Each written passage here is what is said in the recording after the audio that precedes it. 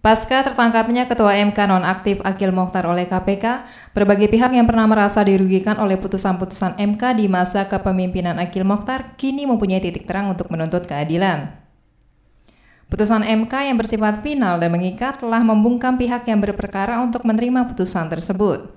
Kekeliruan terbesar kita dalam memahami soal final dan mengikat adalah ya sudah, kalau putusan itu diputuskan adalah final dan mengikat. Padahal saya berpendapat final dan mengikat harus dihubungkan dengan kewenangan institusi. Sering saya mengatakan bahwa putusan peradilan tun juga final dan mengikat. Final dan mengikat bukan soal dinyatakan dan tidak dinyatakan di dalam undang-undang, tapi final dan mengikat itu dinyatakan pada apakah masih tersedia acara untuk mengoreksi putusan itu atau tidak. Dalam hal tidak lagi acara atau acara yang tersedia tidak dapat lagi digunakan untuk mengoreksi putusan itu, maka putusan itu final dan mengikat. Putusan tun pun final dan mengikat.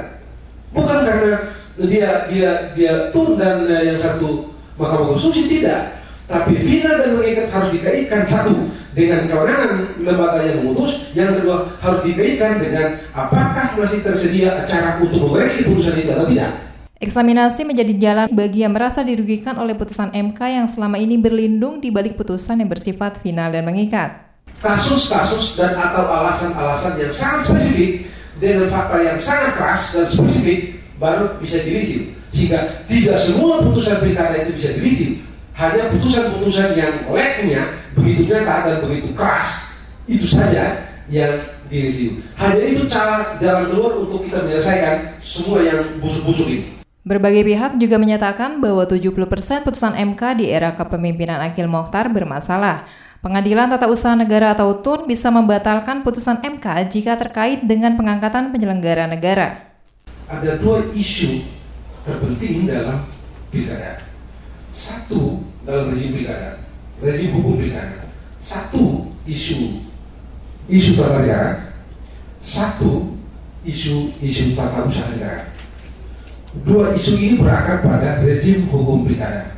Isu tata negara diselesaikan di Mahkamah Konstitusi, isu tata usaha negara diselesaikan di peradilan tun. Pengacara mesti tahu isu tata usaha negara berkenaan dengan putusan-putusan penetapan calon dan lain-lain di luar hasil rekapitulasi dan penetapan pemenang. Rekapitulasi, keputusan KPU mengenai rekapitulasi perolehan suara dan penetapan pemenang dalam pilkada itu rezim tata negara, sedangkan penetapan calon dan lain-lain itu rezim tata usaha negara. Sekarang sebagai orang hukum, bagaimana meletakkan dua isu hukum dalam satu rezim hukum yang sama ini?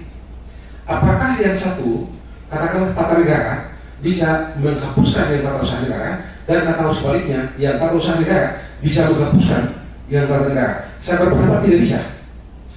Apa konsekuensinya? Konsekuensinya kalau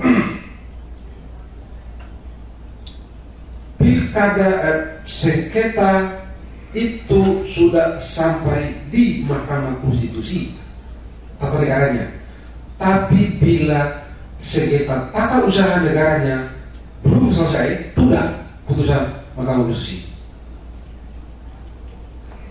Mahkamah Konstitusi yang harus ditunda. Kenapa?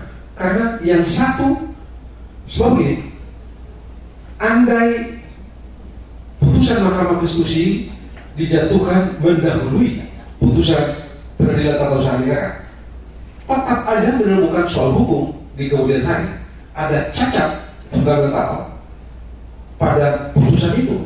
Mengapa cacat fundamental pada putusan itu? Oleh karena keadaan hukum yang diperiksa dalam Mahkamah Konstitusi belum utuh, belum kokoh, belum sempurna.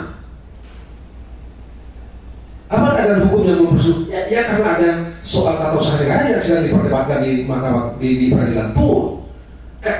Sementara keadaan yang diperdebatkan di peradilan tun ini pun lahir dari rezim hukum pilkada.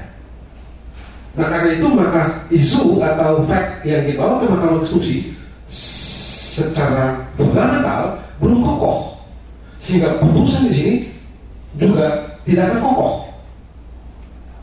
Ini harus diselesaikan, sudah selesai penyelesaian sengketa tata usaha negara akan membulatkan keadaan hukum yang diperiksa pada Mahkamah Konstitusi. Keadaan hukum yang sudah bulat dan atau sempurna yang akan diperiksa di Mahkamah Konstitusi itu akan bahkan dengan catatan bahwa seluruh acaranya oke, maka putusan menjadi clear. Tidak akan bermasalah seperti ini dan tidak akan bermasalah di kemudian hari.